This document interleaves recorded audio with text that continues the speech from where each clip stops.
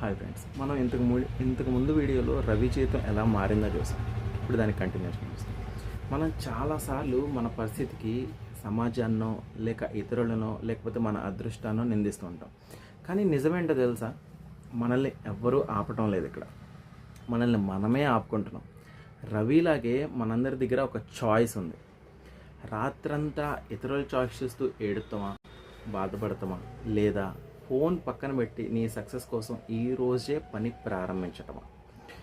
కేవలం రోజుకు 1 గంట నీ స్కిల్స్ మీద, నీ హెల్త్ మీద, నీ డ్రీమ్స్ మీద పెట్టుబడి పెడితే 1 సంవత్సరం తర్వాత నీ పాత వర్షన్ని చూసి నువ్వే ఆశ్చర్యపోతావు. ఎందుకో తెలుసా? అంత మార్పు నీలో కనిపిస్తుంది. కాబట్టి ఈరోజే నీ మొదటి అడుగు వేసే మీ జీవితాన్ని మార్చడానికి మీరు తీసుకునే ఆ ఒక్క నిర్ణయం ఏంటో కింద కామెంట్స్లో మెన్షన్ చేయండి.